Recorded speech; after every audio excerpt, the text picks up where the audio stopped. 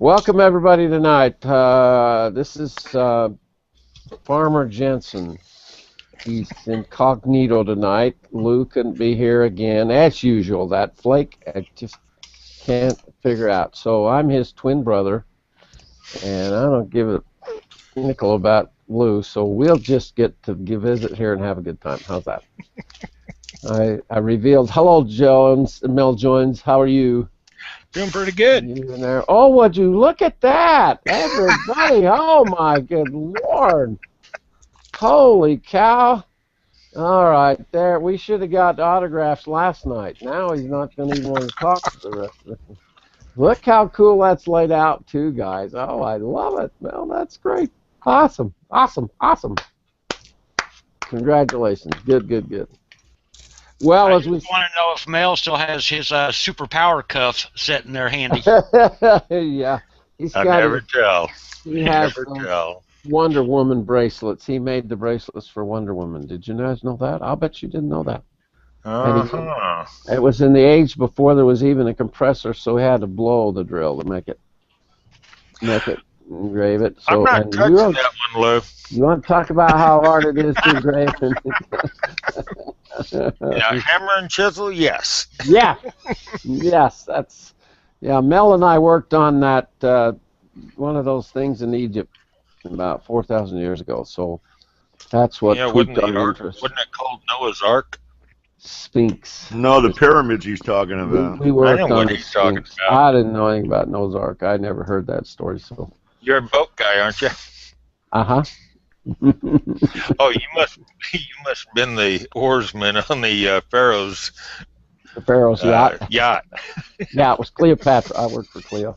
Yeah, I did. Okay, well, let's talk tonight. Kind of what we talked about in the green room. Part of what I think is going on is my best guess is there's a few that know a lot about social media and a few more that know a lot more about Google Plus particularly. But I get the feeling most don't really know. Anybody else have that same? I mean, I think everybody's playing, and it's like we all jumped in the pool and we can get each other wet, but I'm not certain people know what they're doing or why. Yeah, I don't think so, because every day if you watch a certain person, they'll come out with, we have 10 steps to become a Google master. Then the next day it's 5 tips to master Google, and 4 tips to master your own blog on Google, and then 10 steps to do this and 4 steps to do that. And you wonder, now, how much information do they have on how to do stuff, and each one is different. And they picked it up how, when. Exactly. You never see any indication of longevity. You don't. You have no idea how old these kids are. You have no idea how much work they've actually done or anything. And so some of my trust, I think they've earned it. They're doing the hard thing. You know, the Amerlin guy and Mike Alton, they seem to be pretty genuine and contributing constantly. But everyone else is just either reposting what they said or taking it and reconfiguring it and saying, "Hey, I'm an authority now." And so I've gotten so tired of it that I generally just don't watch them. Yeah, I'm getting to be the same way. The same way. We were talking earlier about Maria, what's her name, the Danish girl. I posted her earlier, and she has over 100 million views. And I don't see how. I mean, I put quite a bit of time into this thing, or have done in this year, and I've got about 500,000 views, and I don't know where even that's come from, because I don't do it by any pattern. I just do it because I like it. If I see something that interests me, I'll grab it. I love having my digital journal. That's just replaced all my magazine consumption. You might see the magazine industry fold this next year since I quit buying magazines. Because everybody used to I just consumed a lot of magazines because I liked that way of triggering my own thinking. I like when someone else posts something, and then that then interests me. But I can't for the life of me see what Maria's doing or how she's doing it or even get much of a reaction that way. She finally did post that she went and looked at my stuff, but that, I don't know what that means. I don't know if she just barely looked at the banner and then went on. I mean, to do what she's doing, I don't remember who said it, but she puts up 30, 40, 50 pictures a day. And they're all fairly high quality pictures, but I don't see any rhyme or reason to it. The answer she's got is just about the same for everyone that she posts up, so she's got a really quick way of reacting. She does react to everybody. You post up a comment, she'll plus and come back to you. But I still look at all of it and I go, well, what good is it? I mean, you're just burning up hours a day for what? Anybody else got any other opinion? Yeah, I do, Lou. Here's Okay. one of the things that I picked up, and by her going back and commenting or hashtag, or not hashtagging, but plussing the person that makes a comment on her pictures, that gets her recognition by Google. One of the things that I found out is that if you go back and anybody who comments on your post and you go back and thank them and interact with them, that adds something to your authorship. I don't know all this stuff, but it adds something, and that's, they say Google picks that up. Well, So but I go back and I go, authorship of what? I don't understand. I don't understand what she's doing. Jay is becoming the motorcycle engraver. Can you all see that? Yep. Lance is becoming the gun guy, the gun go-to gun guy. Debbie, I don't know if you want to be famous for the painting of the cans, but the decorative painter, that's where I think you should play. Now, Mel and me and Nick and Ron, we just are BS, so we're just full of it, and we can kind of do whatever we want. But do you see what that, I mean, that's what we're doing with it. I don't see any other reason to come over here and play for the exposure, just to play. I really don't. I think we're here to basically learn how to sell ourselves via this tool and let Google connect us with people who like guns, with people who like motorcycles, with people that like dairy cows, whatever is your specialty. That's, where I think we're playing here. I think it's what we should keep trying to do anyway. Well, I just try to, if I see something that I like, I comment on it, and I give an honest comment, and I give some feedback. And if I don't, I just don't comment just for the sake of commenting. I don't plus somebody just for the sake of plussing them and trying to get their attention. I think it has to be an honesty. Well, and a little more than 3 words. Yeah, but wow. you have to make an honest comment, and you have to want to make the comment on what's going on. Yeah, I agree. I don't see any other reason. Does anybody know, does it do you more good to repost or just to comment? +1 and comment. And which should you do first? Anybody's read anything or seen anything about that yet? They say if you click the like button, that's good. If you share it, is good. And if you comment, so they all have a different place in Google, how Google picks it up. But if I like something, I'll click it. But if I don't want to comment on it, I don't. And if I don't feel like it's something I want to share, I don't share it. My theory of the resharing is that it's my opinion that everybody's stream every day is different. None of us get the same identical streams of information coming at us. Google picks out who to match up and who to put out. So all of us get anything any one of us post in any given day. We're all going to get that signal, and that whatever you post is going to go through our stream of that day. But if I find something on my stream that I like, that I want all of you who are in my circle to see, then all I have to do is then reshare it and it will go back down through all of your streams. So then all of you get to see what I was pointing at or looking at. Now I think that's how I'm using it. I don't see anything that says that's not what it is, but I think that's how that works. So the reposting of each of our stuff is probably pretty good. Lance?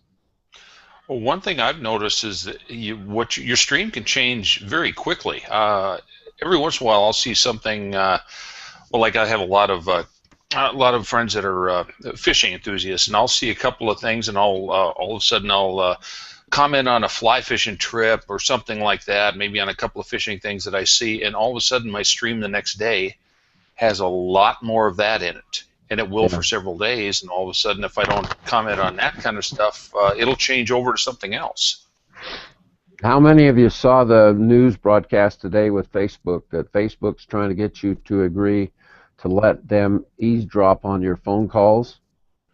And what they're looking for is if you sign up for it, and I don't think you realize what you're signing up for, it authorizes Facebook to listen to the background, the music that you're listening to, or the television program you're listening to, or where you are on a vacation or whatever, and then they're going to match their advertising with that information.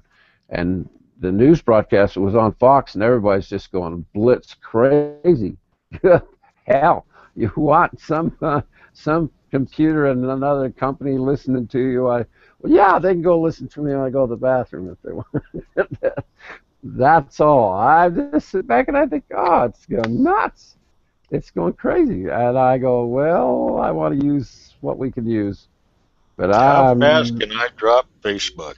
Yeah. I just thought, oh, boy, if they're playing with that card, that might backfire on them big time. So, awful lot going on, and yet most of us are old enough. We're not kids anymore. We've had enough that we bit for when we were younger that was foolish and kind of silly stuff that we just don't even give any value to anymore. Our sit down and our visit last night, the conversations we had, and I think the stuff that was presented in my show, I've got next week already composed, because now I want to take it from what I presented last night and push it a little bit further, because it's that resetting function to me is a big deal. That's a concept that you're not likely to end up where you want to end up unless you first can target where you are and where you're trying to accomplish. And so Facebook feels, or Google Stream, all the social media feels like they wake up in the morning and hit the social media and then hope like hell something happens. And I'm going, well, what do you expect to happen? You expect, I can't see that the numbers everybody's killing themselves for are doing them well. The only way it could do them any good is if some company hires you to do their social Facebooking and their social media stuff for them. Maybe you could then say, well, I can command a certain hourly rate and I can do it for you because look how good I am at getting all this attention. Maybe that's what they're going after. I don't know. But it's sure not what I'm after.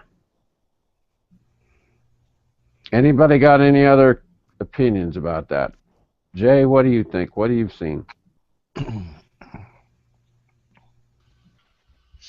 Well, a lot of, whenever, Facebook trying to do something like that scared me to begin with. I don't know, I guess, the conspiracy theory, starts kicking out there. Who else is going to get involved in that and listen to this, that, and the other or whatever. But, I've already dropped Facebook. I dropped Facebook a long time ago just because I was tired.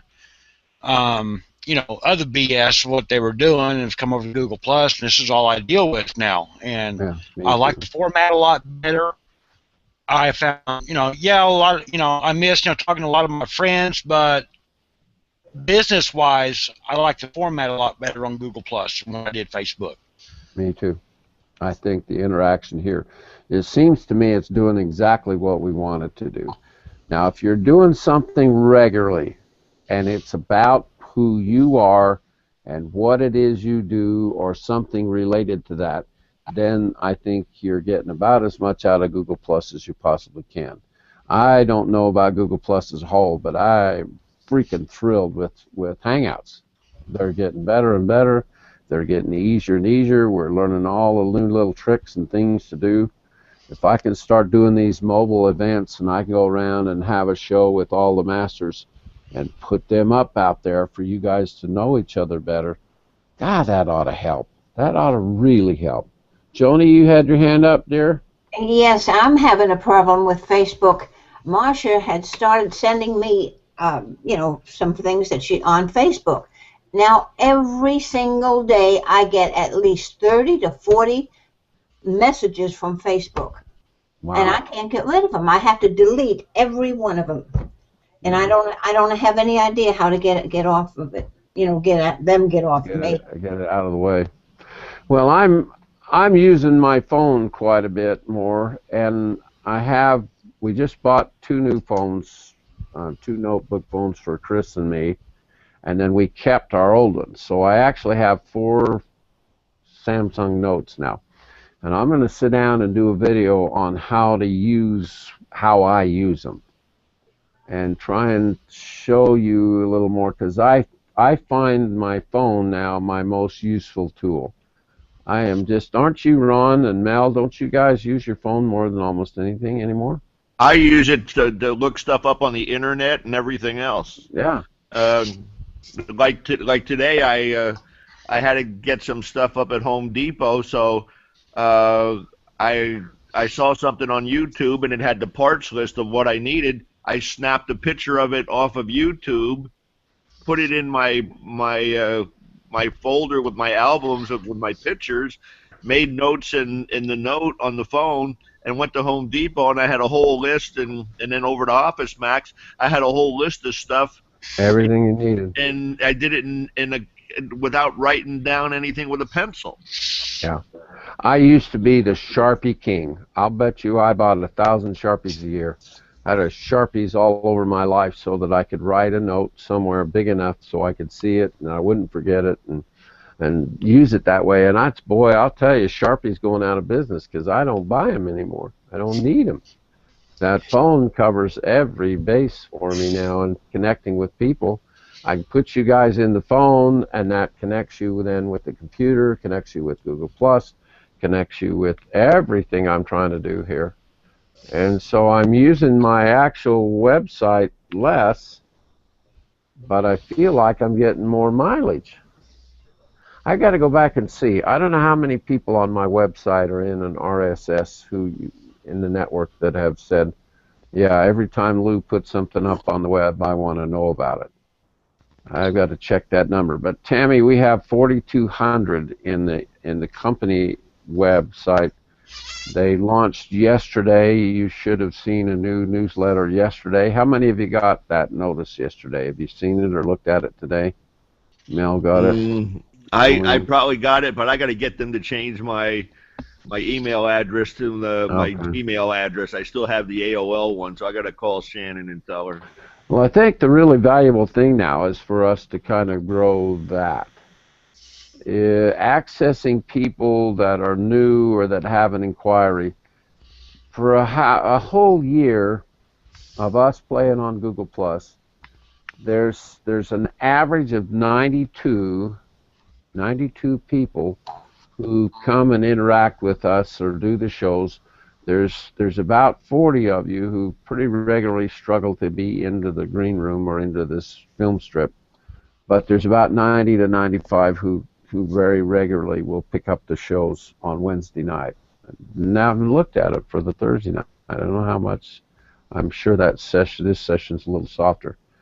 But what I'm hoping to do now is say, well, I think we're getting a little more savvy about what we're doing. Now the real good idea would be anybody new, because we distinctly don't get anybody new come and play with us, come into the shows. We've had maybe 4 in the whole year. You guys all know when those younger kids showed up, boy, they don't stay very long because we're a bunch of old farts messing around, I think. Just can't imagine. Yourself. Yeah, everybody but Mel. So, finding our older, wiser boomer buddies is what I'm hoping to accomplish now. Is how in the world we connect with everybody out there who needs a great hobby and can see the wisdom in trying to turn it into a business. You know how I think the way we might be able to do that, Lou, and Shervington and some of the others say what you have to do is you have to get in the communities that the stuff that you like. And there are communities out there for boomers. Okay. And we should maybe get into those communities and just watch it and then join in and then comment on what they're talking about and put the message out about how we turned our hobbies into businesses. Maybe we could find one and all of us just kind of descend on it and see if we can influence it all. Yeah, but you don't want to scare them either. No. Yeah, you got to. I can see where if we came in as an I&E network and we all invaded Craftstar, for example, I think they'd be upset. I think they'd be concerned that all of a sudden we're there and why. How I've not been to one of their shows, but I know some of you have. What are they doing with their hangouts? Actually, I was on one this evening. Oh, you were already on one earlier? Yeah. What do they do? What are they doing? What I did was for 30 minutes, they talked to me about who I was, how I make my jewelry, what my jewelry was, and also featured it. Okay, for so you're sale. Featured artist on their thing for sale. How many? Do you know how many attended? I don't know. Okay, was it I don't know because there was a moderator, one other artist, and myself, and it lasted an hour. We each had half hour, 30 minutes worth of showtime to show our wares. The really fun thing would be is to see if you sell something that way, because if you do, then they figure it out.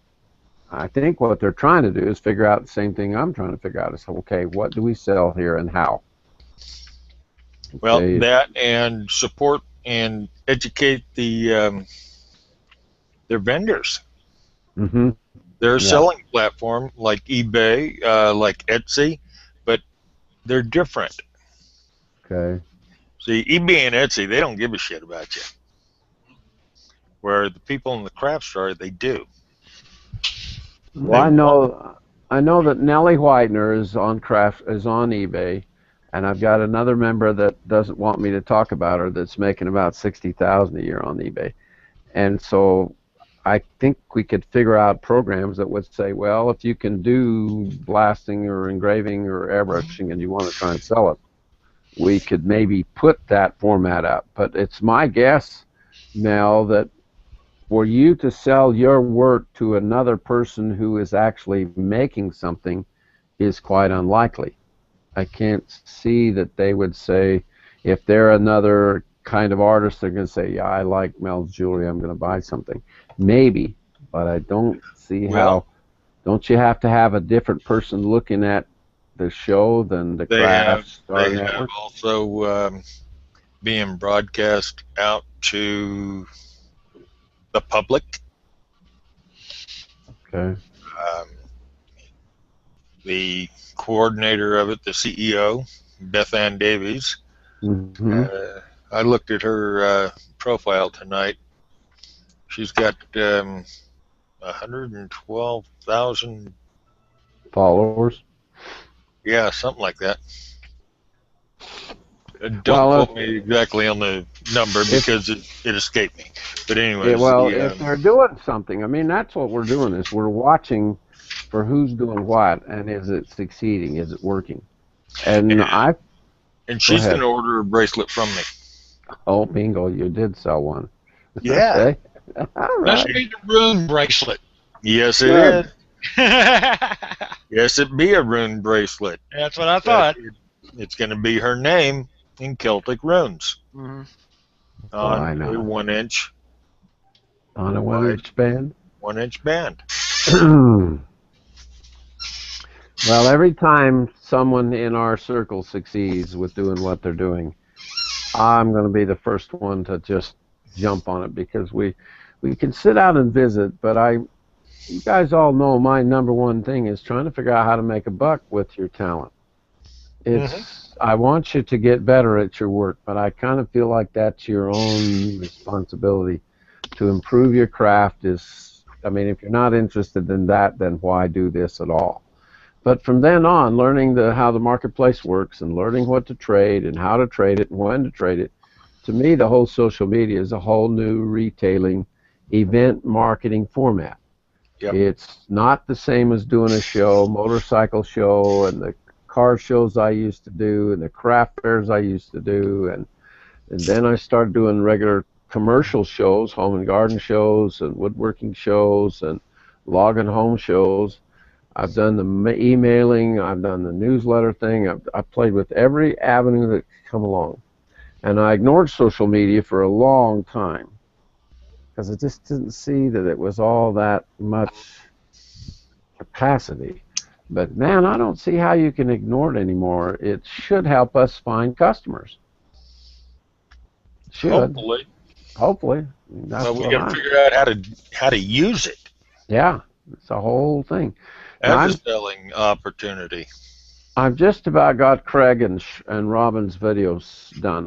He's got an hour long with Craig carving that elk, and then Robin comes in and finishes it with staining. Quite a bit different than any of us have ever done before. She really came at it from her artistic background, and oh my hell, it's going to turn most of you upside down. It's just amazing what she did, and super fun to watch and really informative. Well, if I can sell that video set, it's going to be a half-hour, 3 half-hour sets. If we can sell that for them and generate revenue for them with their information, to me, my whole hope now is that you learn to do something, and then we figure out how to package and sell what you've learned how to do. Mm-hmm. So Mel can sell his jewelry to a certain person over here, but sell his video training of how he makes the jewelry over here. And all of us support that. Okay? So instead of giving away what Mel has basically taken his life to learn, I don't know how you would dare sell that unless you made something out of it. Why would you give that precious information away? I don't think you have to. And all the kids on YouTube and everybody who do that right now, they just say, here's something new, and it's up on YouTube, and it's free. And I think, oh, man, you're just selling yourself right down the sewer. Why would you do that? And how much if something's free, nobody pays any attention to it anyway. Yep. I guarantee it. They don't. There's no value. And the pieces that I put up today were my most expensive pieces. Okay. And I put up a 10% discount. Okay. Which isn't bad. No, that's pretty good. I still get 90%. Yeah. You'll see a lot of people on there that do like 30 and 40% discounts, 25% discounts, whatever. And to me, that's just crazy on a lot of it. Yeah, it is on custom. But on fine jewelry, fine custom jewelry, I look at it, these are one-of-a-kind pieces because I haven't duplicated them, and they're going to go for the price tag I put on them. Yeah. Well, if you've invested a lot of money in inventory and it's not moving, then you discount. You discount it to get it out of your life. But that's only when you made a mistake in buying regular inventory. The third leading cause of small business failure is bad buying habits. You buy the wrong thing and then can't turn it over, and it's still sitting in the garage. So well, my wife and I just ordered several styles of bracelets from Fire Mountain Gem for the show I've got coming up at Tattoo Fest Expo, and she said, instead of ordering 10 each, why don't we just order 1 each and see what they look like in real life? I said, well, that's a good idea. Yeah, that's probably good thinking. Yeah, no shit, because it saved me a bunch of money and a lot of inventory just hanging around that you'd wind up dumping in the trash can anyways. Yeah, that's going to be a lot smarter way to handle it. How close you got your blaster done, Ron? Have you got it about ready to roll now? I know you've been working on a lot. I've been blasting, and then my next step is to play around making the resist, and so that's that's the next step, and um, the girl that's working with me on it, she's going to be going out getting to work, and she's an engraver also. Her and I used to do the Nordstrom stores down here, and then whatever happened, Nordstrom didn't like either one of us after a while. But I think they really found somebody to do it for less money per hour, and that's the whole thing. Yeah, and sure. But she has connections, and one of her connections just opened a dog bakery. He had one store here in Abacoa where I live in Jupiter, and he sold that franchise, and then he bought another one and opened it up on Palm Beach. And the only thing he carries in his store is if it's a product that he does, that somebody makes, it has to be high end. So we're going to be going after, blasting on crystal and in the pet market. Yeah. And she does a show every week at the Sailfish Marina, which gets a lot of people, especially out of town during the season, from Canada and all over. And then she has some other places where she has stuff in, and we're just we're hitting the pet market because it's big down here, dogs, and we're going after that with the sandblasting, and I think it's going to work. Cool.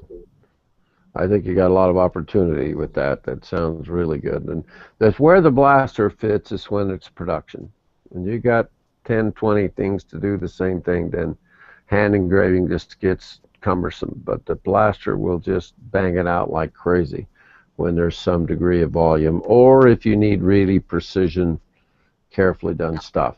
Last night I was watching O'Reilly on the news, and on his tip of the day right at the end, he commented how one of the best things he felt like he'd ever done in his entire life was handwritten thank yous to people. He said, don't just pat them on the back, do a handwritten letter. And I thought, well, if that's that good, can you imagine how good a crystal piece of thank you is that's going to be on in their office somewhere? And it just hit me, it'd be really fun to. My dad used to interact with O'Reilly quite a bit. Dad just loved his news shows, and so I thought, well, what I'll do is send him a crystal piece and a thank you from my father's past, because my dad just really liked O'Reilly. Well, I can do that easily. That's the easiest thing in the world, because I'm all set up for it. I can bang it out, put it in the shipping FedEx, and get it to them. And when you play with those little whispers, those little ideas of inclination of maybe I could do this, maybe I could do that. We all know that if you just follow through with those little ideas and those little thoughts, that's where all the magic is here. Works every flipping time. It's amazing. Somebody else posted or reposted, I think it was you, Ron, that reposted this morning. Silicon Valley does an award for innovative, successful business people, and they gave them the awards last night. They had a big dinner, and they've honored really mostly, I think, electronic people, but they had some really unusual people last night that were awarded. And so I was reading through the script, and then I went back up to the picture, and every one of those 4 people were holding one of those big chunks of those multi-beveled crystal blanks that I do all the time for the Tabernacle Choir. And I thought, yeah, somebody got that award dinner that night. That's a great gift to give. Great, thank you. Big block of crystal. All right, anybody else got any words of wisdom? Any questions that have come up? Don't spend any wooden nickels. Don't spend a wooden nickel. I do have a question, and maybe someone on the could help. Get yourself around to it. Go ahead, Lance. One thing when we get onto our stream, I mean, we've got that little icon we can click on, tells that people have been interacting, but then I don't go to my email under, they've separated it out to social, and all of a sudden I've got 40 emails that are saying the same thing as everything else. Is there any way that anyone knows that I can cut those emails out? Yes, there is. Where do I go to get that done? You can filter it. Yeah, I'm gonna have to look it up, Lance. But there's a thing you can get in your Gmail where it has to do with notifications. You have to go into settings, and okay. And then you can click on that to that you don't get notifications, or else the same thing you get in your Google Plus stream, you'll get in an email. That's what I want to cut out of the email, because it's taking it over. I don't look at it for 2 days. I got 50 of them, Well, you can cut out all those notifications that you're getting in your email. There's a couple communities that I got on. Maybe some of you guys might want to get on it, and it's Martin Shervington's. They're free. One is called Plus Your Business, and he always comes out with tutorials on how to use Gmail, how to link the Gmail, and how he uses Gmail along with other stuff to make his life easier. The other one that he has, the other community that he has, is Plus Your Life, and there's a couple more, but the Plus Your Business one, he has there's a lot of free tutorials that you can get, and it's all on using Google and Gmail and stuff like that, and how to eliminate the notifications that are coming in your Gmail. It's all in there. He feels like he's the #1 Google Plus Get Start guy. I don't see anybody in a better role than that. Martin is just amazing what he puts out. And I know that's why I think Google's hired him. I think they're sponsoring him now. I don't think so. Don't think? No, he just started an academy where there's 5 levels, where you go through the 5 levels, and you have to take a test at each one of the levels, and as you move up, and what he's doing is gearing people for coaching to teach what he's teaching. Okay, but he was here in San Francisco not 2 months ago, and I'm pretty sure Google's nudging his way because they like what he's doing. I'll watch for it. I just almost bet that I'm right. Him and Ronnie Bincer both have a lot of support that way. Guy Kawasaki, anything Guy Kawasaki does, I think you can watch pretty closely and trust that. He used to be with the head of marketing for Apple, and now he does a lot for Motorola telephones. He's the head of marketing. No, actually, he's with Canva now. I think he owns Canva. If he doesn't own it, it's got a really strong hand in it. Now, the Canva is owned by a girl and then 2 girls, I think, over in Australia. Okay. He said this is the first. I know what his deal is with Canva. He said this is the first time I took a job that I got paid. He said I took $1 a year and the rest in stock options. On Canva? Yep. Well, then you don't think that he's an owner? Well, yeah, he's going to be, yeah. I'm just going, Ron, I think you're misjudging that a little. He's got a reason. He's got a financial reason. Well, it might be backdoor, but... He's going to be, but he's nudging stock options, he'll be an owner, but he is... he's not with Motorola anymore unless he's doing something, to back them up. But he's gone. Al and Mary Hone are negotiating with a pet company right now to finance their blog on. Mary's gone completely in that pet direction, and most of her blogging is with that. And And I've always felt like they were making a really serious mistake when Al's got so much name and reputation that he built in the furniture business, and then he just walked away from it completely and started over again with his bronze and his casting and his art that way. And how they're doing it is going to art shows. He goes to art shows and sells his work directly. Most of his experience in interacting with art galleries has been pretty negative. Same thing with Gary Price. Gary does $1 million to $2 million a year in sales, guys. He's really strong. One of the leading sculptors in the country, has his own foundry, and the guy's just constantly having a battle with somebody who tries to sell his work for him. And so I try and keep you guys out of that danger zone. If you're going to wholesale things, you really have to have different numbers than most of you have. Most of you don't have enough margin in your hand-produced products to justify having someone else sell it for you. So we're going to have to develop our own platforms before we're through. If we can figure out how to make this work and how to help it sell your work here and what you've learned how to do over here, then we will have it made. It's going to be a lot of fun to play with that. All right, gang. My brain just went into overload. I forgot to reset it. You didn't take your afternoon nap or drink your extra. I didn't today. I didn't get my what's that drink all the kids drink? That Red Bull. See? I didn't have my Red Bull hat on.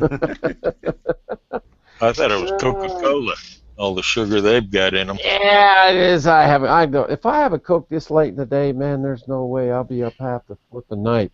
And if I drink a Coke and I get a really good idea going, you're sunk. Whole night. Then I call up Mel and I get on the computer and see who's awake still.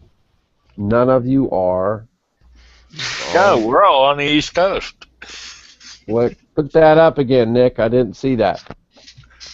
Mountain Dew. Oh, Mountain Dew. Yeah, that'll keep you going too. That keeps the blood pressure up for us old codgers, doesn't it, Nick?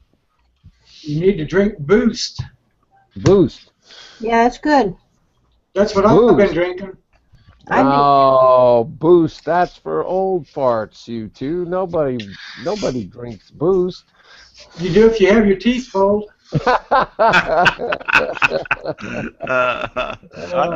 I want to see what your poetry comes out of you now that you've gone through this mind-melding situation of your life.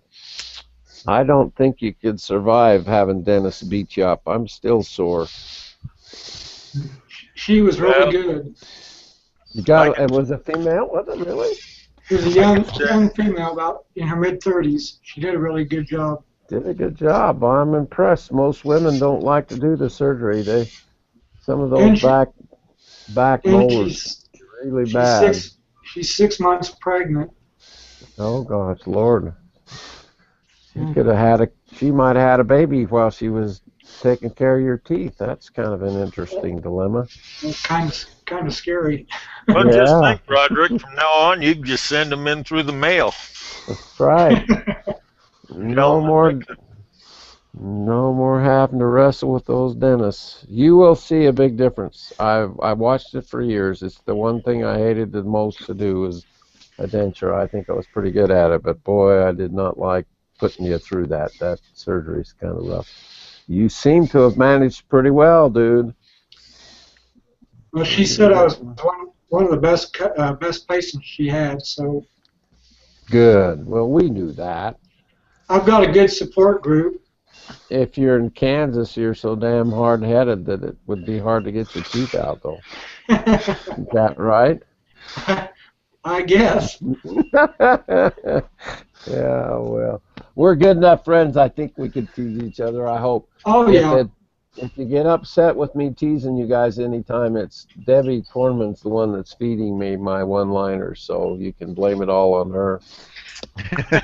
No. You're right. That'll get her awake. Yeah, you're too quiet over there, Debbie. I got to get you throwing yourself into this equation more, so I know you're awake. I am awake.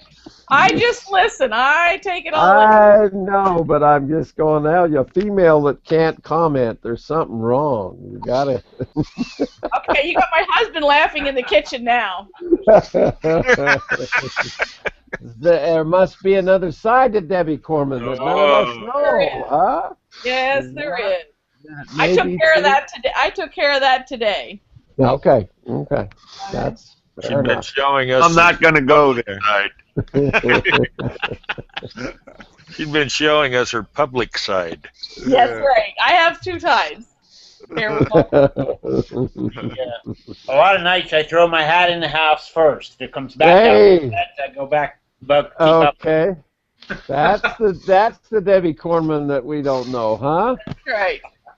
The farmer in him, he said he throws the hats in the house, and if it comes out tattered, he stays outside. So. Good plan. Takes his boots off outside too. That's right. That's right. That's how I do it too. Takes a while. It takes a while to get me upset, but when I do, don't look out. What's your native background? What country, world did you originate from? Where are your ancestors? Well, my maiden name is Heminger, so I'm German. Yep, that's it.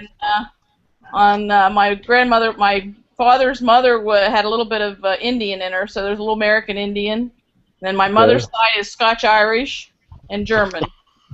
Okay, yeah, I'm going to leave you alone too. Yeah, she's got all the hot-tempered ones in her background. Yeah, you don't mess around like with the rest of us. You don't mess around with any of those women ever. Just let them roam and let them go. Yep. Debbie, what is your email address? My email? Yeah. Debbie Cornman Studio @gmail.com. It damn well better be that.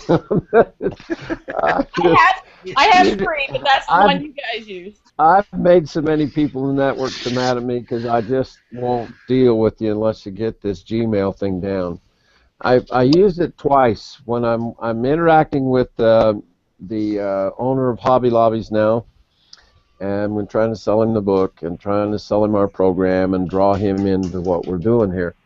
And when you tell someone you need them to get your email for the very first time, if you tell your name to them and you spell it and then say just add studio to my name @gmail.com, you're going to get that Gmail first of all, whatever your name is. You're going to get it with studio on it, and they always remember. Right. And even after the fact, they're going to remember it. So I told this guy a couple of days ago to get in touch with me, and this is my email, and just come on over and send me an email, and then I'll connect with you, and it's like your phone number. Once your phone number's in there, the email's in there, the text, we could all be texting each other, and we aren't yet, but we sure could be. Any of you guys texting between each other or not? Anybody? No, I text with a lot of my dairy people, though. I text my kids mostly is who I text with, but my fingers are too big for the buttons. Well, if you had a bigger phone. If you had a Samsung Note, you could just talk to it and it would text it for you. No, we can do that in the iPhone too. Oh no, you guys all claim to have all those things. Or there's a microphone you can use. Or you could use it like a telephone. My goodness, what a novel idea! What a novel idea that is. Just do a hangout. Turn that damn thing off and listen. You listen in this ear. My dad had his favorite saying was when he would be really pissed off at me, he'd say, "Talk in this little tube right here." Talk. Oh, I can't hear you. You need how much money? I can't hear you. No. In one ear and out the other. That was his favorite thing. Hey Lou, if my hearing was correct the other day, I heard either on the news or through the stream that Samsung just came out with a Galaxy Note 7-inch screen. Oh yuck! Don't say that. Really? Yep. A Note 7? Yep. They went You'll have to get a bigger purse. clear from 3 to 7? Why did they jump? No, 3 to 7-inch screen. Oh, 7-inch screen on the Note 3? I don't know if it's a new one coming out, but it's supposed to have a 7-inch screen. Yeah, it's probably not a Note 3, but You mean like that one right there? That would be it. That's 7-inch. I'm Samsung's favorite baby boomer. There's nothing they have that I don't have. I love Samsung to death. I don't know. You may not be so happy with one of their new apps. Really? What's that? Yeah, they're basically forcing it. Beaming service from Beep and Go. And Beep and Go is what? I don't know exactly how all of it works, but it's a way for them to beam advertising onto the on the phone. Yeah. Yeah, you're right. I might not be real happy with that. And from what I've seen so far, the way to get rid of it is you have to root your phone, which is something I was wanting to avoid. What's your carrier, Nick? Who's your carrier? Sprint. I'm Sprint. But it's actually through, there's a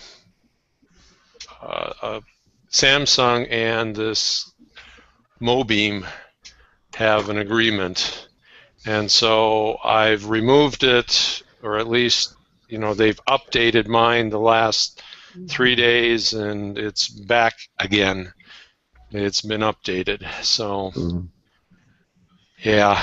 Well, I hope they don't make stupid moves like that, but everybody does it from times. The Apple, they've got a brand new phone coming, don't they? Yeah, it'll probably be out in August or September, I think. Yeah, they got a couple of them. But I think it's just this huge battle for the consuming marketplace, and it's a little hard to outguess who's going to steal. I mean, the fact that Apple does such a good job of their products, and then such a good job of their following and their service and everything, just they're damn near impossible to compete with. But it seems to me that, what were you showing, Lance? I can actually hold my phone with one hand. Wow. Well, it's because you got a hand big enough to do that with, that's all. 2 fingers. Smartass. Look at that, see. Okay, match that. One hand. I hold 2 phones. I don't have 2 phones to hold, but I could do that. I just can't get my fingers on all of the phones. See here. Watch this is. Okay. Okay. I'm gonna win this war one way or the other. My goodness. All the Samsungs. Hey, look, it's a real phone. And I got 2 more than that. No, you can't get to all of them. I'm doing a dashboard with them. I'm going to put it up and film it with my camera and try and go right then to YouTube. So I'm going to try those separate private hangouts that Ronnie Bincer's always talking about. I'm going to try and film a little boomer kind of advice, and I'm going to call it #this Samsung. So I'm going to really pop them one and see what happens. But I'm going to play with it. And I encourage all of you to do this same thing. We're largely pioneers, and I don't think we even realize it. We're doing something, think about it, we're doing something that nobody in the history of the world's ever been able to do. Sit down and play like this for very little money, really. And interact with each other, and then it freaks me out that I've got friends growing now all over the stupid world, and all I ever wanted was to take this idea that how profound a hobby is, something to do that entertains you and helps you quit worrying about how it is to grow old and quit fussing over all that you don't have. Wasn't and there all a cartoon in the haven't 60s done. called Meet the Jensens? Yeah, it absolutely was. Yeah, they did that about me. They wrote that movie about my family. Yeah. Yeah, George Jensen. Jetson. I was the guy that was on. You remember when he got on that walkout on the outside of the space house? They had that walk the dog thing, and then he'd get Yeah, that was me. That's Lou Jensen for sure. me and George. See, there's a George Jensen that's a famous Danish engraver, and now there's a Lou Jensen that's not very famous engraver. So it all worked out. Us Danes are a bunch of crazy people. Yeah, you know, they have all these like minds that are loose. They don't have places for them anymore.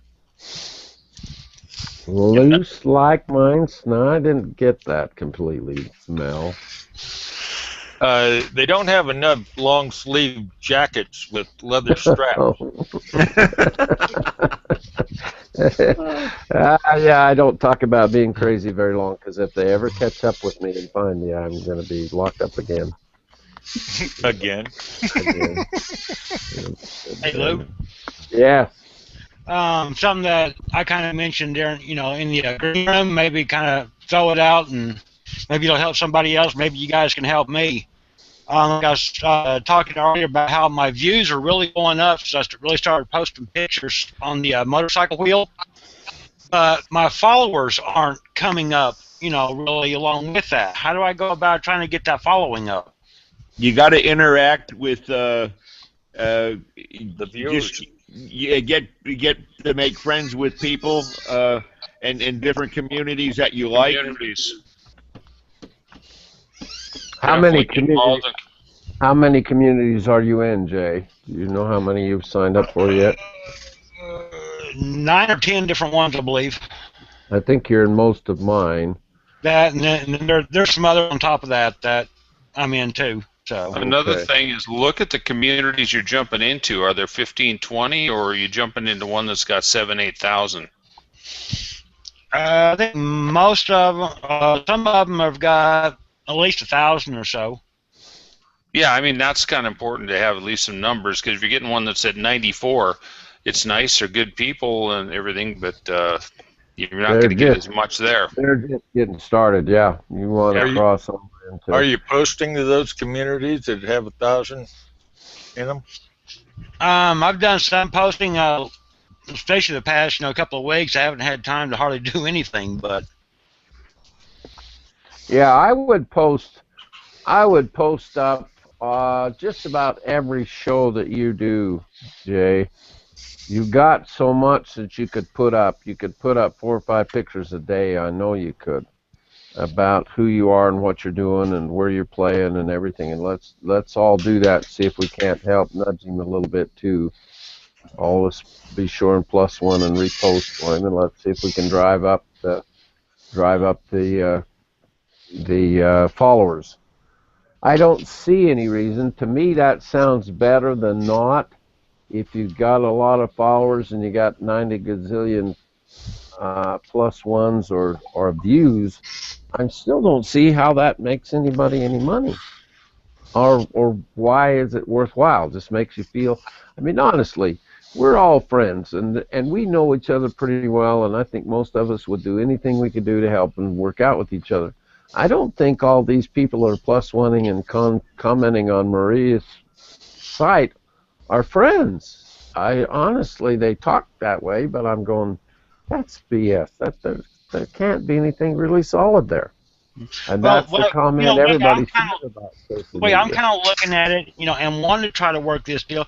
Yeah, I may be, looking at almost 49,000 views right now, but if nothing else, that's at least 49,000 people that have at least looked at the site, looked to see what I do.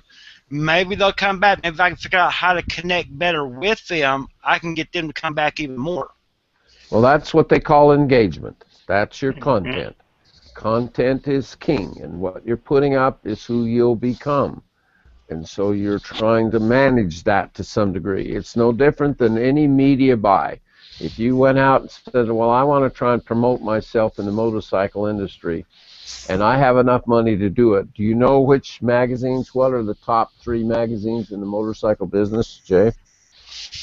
Would you guess?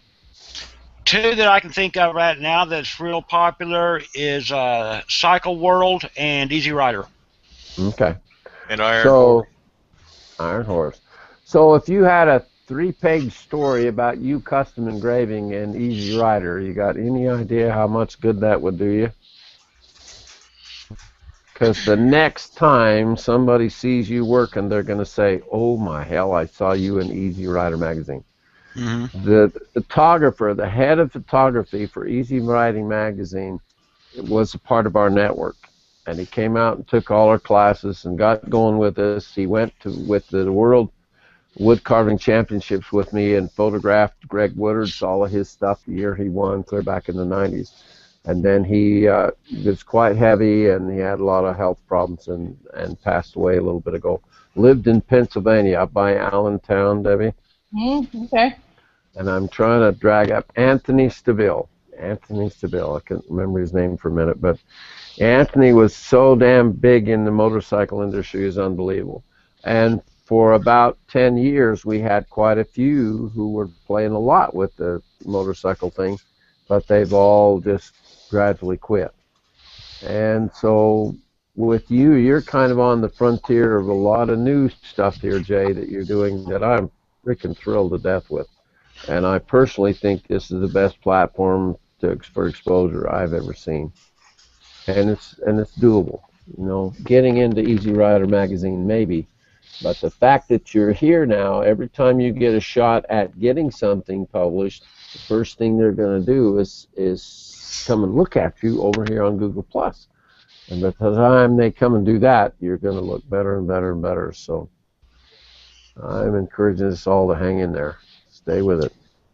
Hey, Jay, how many motorcycle groups or communities are you in on the web?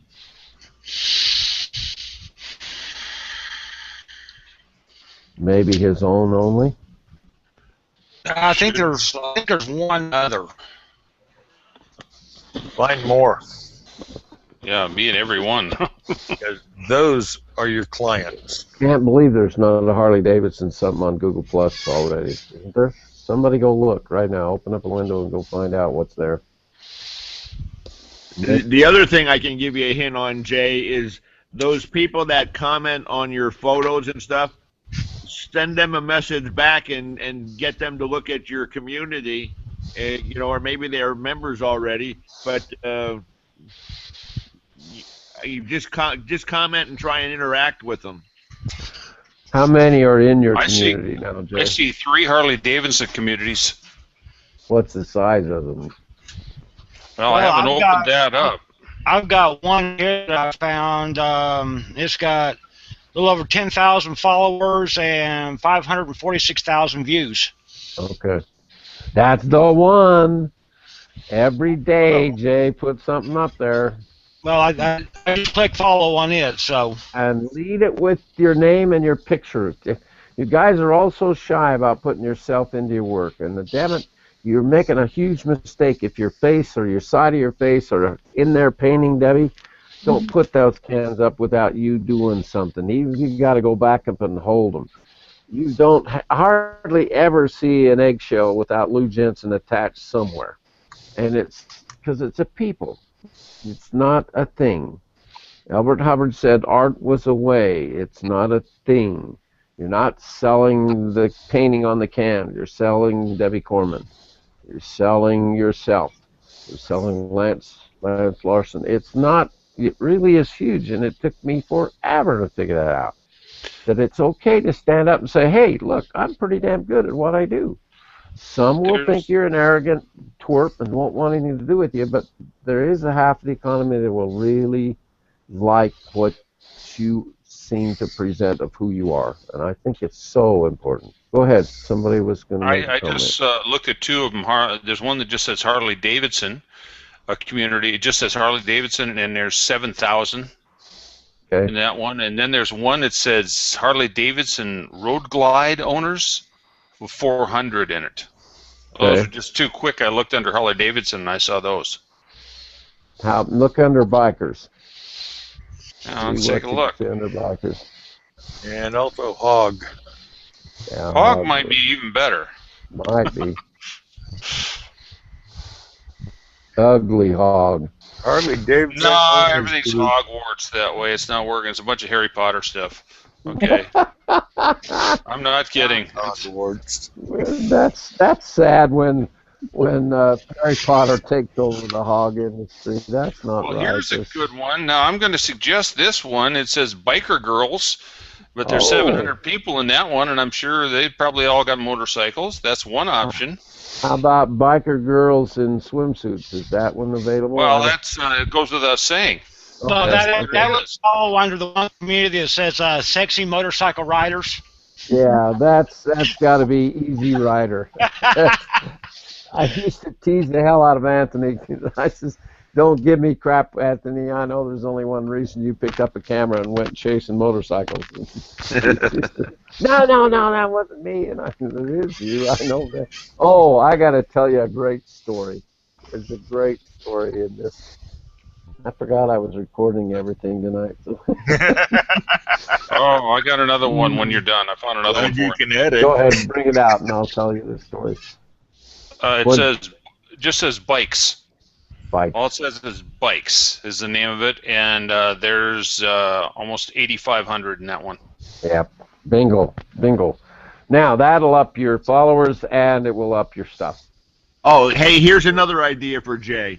Jay, all the guys that are involved with low riders, the cars. Yeah. Yeah, the custom engraving of I've seen lowrider guys. There's a couple guys that engrave the engines and everything else on those things. Try to look up those communities. Wow. Sarah Raines had engraved a lowrider. It was the national champion, and she engraved $100 bills all over everything that was chrome had $100 bills engraved on it. It took her all summer, and it was just an amazing job. So the lowrider industry for custom engraving is unbelievable. We'd had a class here, and if you ever come to the company and you go to Keith Holmes' place, some of you've been here and seen that. It's a console. It's kind of a carousel. We can teach 14 people at a time. But when you come once, that kind of becomes your seat. And so then the next time you come back, if you come back for another class, it's really, you'd like to kind of sit in your same old seat. Well, all of a sudden we had Bert Grubb, who was a Los Angeles Hells Angel, got engraving and was playing with us quite a bit. And Bert was a cartoonist, and he's done probably 20 or 25 drawings of cartoon stuff for our early newsletters. And we just had so damn much fun with Bert. And then he sat in the same place that Anthony Stabile sat in. And so when they came in the door that Monday morning, they're both headed for that same seat. And Keith Holmes was trying to get things arranged, and he was the only one there at the time. And these two just went head on, man. That's my chair. That's my seat.